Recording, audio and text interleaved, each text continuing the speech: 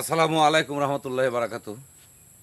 এখন আপনাদেরকে যে বিষয়টা শোনাবো, এই হাদিসটা হচ্ছে সম্পূর্ণ একটা আপনার ব্যক্তিগত বিষয়। কারণ এটা হচ্ছে এমন একটা হাদিস যে যদি কোনো ব্যক্তির ওপর আল্লাহর সহায় থাকে, আল্লাহ হুজুর কাউকে ভালোবাসে, জেনে রাখবেন যে ওই ব্যক্তিকে আল্লাহ রোগ শোক বিপদ আপদ দিয়ে পরীক্ষা করেন। এটা কিন্তু বাস্তবতা। কারণ আমরা দুনিয়াতে শুধু কর্মব্যস্ত, অর্থনৈতিক ব্যস্ত, আমরা কি করে অট্টালিকা করব এগুলি নিয়ে ব্যস্ত। কারণ প্রকৃত যে ঘটনাগুলি আমরা ইসলামের মধ্যে যেগুলি কথা বলছে আল্লাহ, এগুলি আমাদের জানারও টাইম নেই, শোনারও সময় নাই। কারণ এগুলো আমরা জানতেও চাই না, শুনতেও চাই না কোনো সময়। তো এগুলি জানার যে খুবই জরুরি, আপনি একজন মুসলমান হিসেবে এগুলি জানা আপনার জন্য খুব জরুরি, মানে ফরজ।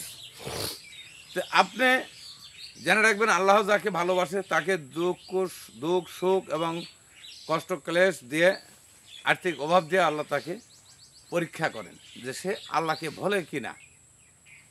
আপনাকে একটা হাদিস তুলে ধরতেছি। রাসূলের একজন সাহাবা ছিলেন, ইনি এনার বিয়ে করার বয়স ছিল 3 বছর যাবৎ। 3 বছর যাবৎ সংসার করার পরে একদিন রাত্রে হঠাৎ করে স্ত্রীকে বলছে তুমি একটু পানি নিয়ে আসো। কারণ এখন আমরা যেভাবে হাত ঘুরালি পানি পাই, তখনকার যুগে কিন্তু পানি এত সহজ ছিল না। অনেক দূর থেকে পানি আনা লাগতো এবং পানি সংগ্রহ করা লাগতো। তো তখন যখন স্বামী পানি খাওয়ার জন্য চালো, স্ত্রী তখন পানির সন্ধানে পানি নিয়ে আসলো। নিয়ে আসার পর দেখে স্বামী ঘুমিয়ে গেছে। স্ত্রী পানির গিলাস নিয়ে দাঁড়িয়ে আছে শিহরে, সে কিন্তু শুয়ে পড়েনি। স্বামী ঘুম ভাঙ্গে চেতন পাওয়ার পর দেখে তার স্ত্রী পানির গিলাস নিয়ে দাঁড়িয়ে আছে। তো বলছে তোমাকে পানি আনবে করছি, কখন এখনও পানি নিয়ে দাঁড়িয়ে আসো?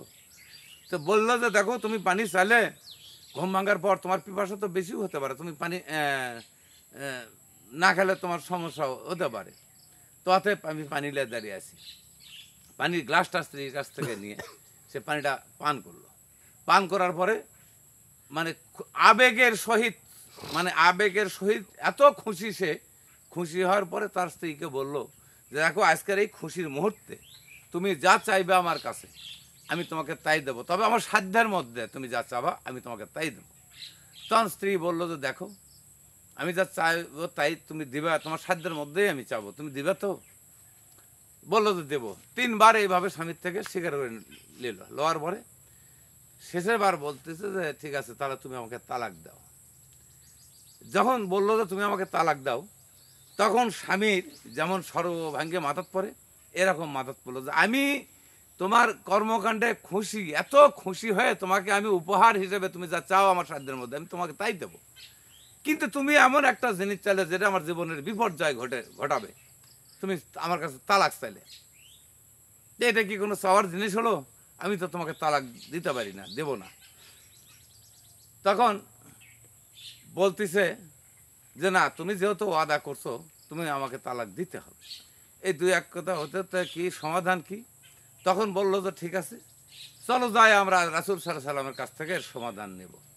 তখন দুইজনের গভীর রাত্রে দুইজনে রওনা করলো রাসূলুল্লাহ সাল্লাল্লাহু আলাইহি সাল্লামের কাছে। তখন কিছু দূর যাওয়ার পর স্বামী উল্টে পড়ে যায়, পাঁজরের একটা হাড় ভেঙে গেল, উনি আঘাতপ্রাপ্ত হলেন। তখন স্ত্রী তাক টেনে তুলে বলল যে দেখো আর আমাদের যাওয়ার প্রয়োজন নাই, আমি আর তোমার কাছ থেকে তালাক নেব না। তখন স্বামী বলতেছে কি আশ্চর্য তুমি কথাবার্তা বলো, আমি তো বুঝি না। কারণ আমরা এই যে কারণেই যাচ্ছি, আবার তুমি এতক্ষণ যে বলছো আমি আর তালাক চাই না। বলতেছো দেখো সত্য কথা বলতে এই যাকে আল্লাহ ভালোবাসে, আমার সবসময় নিয়ত ছিল আল্লাহর কাছে, সবসময় আমি প্রার্থনা করছি যে যে ব্যক্তি আল্লাহ ভালো হবে, আল্লাহ যাকে আল্লাহ ভালোবাসবে এইরকম একটা স্বামী যেন আমার ভাগ্যে জোটে। তো 3 বছর গেল, 3 বছরের মধ্যে আমি তোমার রোগ শোক দেখিনি, যার ফলে আমার মনে হচ্ছিল যে আল্লাহ তোমাকে ভালোবাসে না। এই কথাটা আমার বারবার মনে হচ্ছিল, এই জন্যে আমি তোমার কাছে তালাক চাইছি। কিন্তু এখন যখন রাসূলের কাছে আমরা যাবার ধরছি, এই মুহূর্তে তুমি আঘাত পেলে, তো এই কথাটা তো আমার মনেই ছিল। আল্লাহ স্বয়ং জানলো যে, স্বয়ং আল্লাহ তো আমার মনের খবর জানে। আল্লাহ জানলো যে এখন তুমি যদি আঘাতপ্রাপ্ত না হয় আমি হয়তো তালাক হয়ে যাবে, কারণ আল্লাহ তোমাকে ভালোবাসে, এর প্রমাণ আমার কাছে এখন বর্তমান উপস্থিত। তাই আমি তোমার কাছ থেকে আর তালাক চাই না, চলো আল্লাহ তোমাকে যে ভালোবাসে এটাই আমি কনফার্ম হয়ে গেছি। তখন দুইজনে বাড়ির দিকে চলে আসলেন। তো এই হাদিসটুকু এটুকুই শেষ। তো আপনাদের সবার কাছে অনুরোধ রইল, আপনারা যদি ভালো ভালো ভিডিও বানানোর জন্য, হাদিস এবং কোরআন থেকে ভিডিও বানানোর জন্য যদি আমাকে একটু সহযোগিতা করেন, আমার এই চ্যানেলটি সাবস্ক্রাইব করবেন, তাহলে আমি উৎসাহ পাবো, আমি ভালো ভালো হাদিস এবং কোরআনের ওপর ভিডিওগুলো বানাতে পারবো। তাই সবার কাছে অনুরোধ রইল, যারা চ্যানেলটি সাবস্ক্রাইব করেননি, MRB রশিদ মিডিয়া, আপনারা অবশ্যই চ্যানেলটি সাবস্ক্রাইব করে আমাকে উৎসাহ যোগাবেন। এই বলে আমি আমার আলোচনা শেষ করছি। আসসালামু আলাইকুম রহমতুল্লাহ।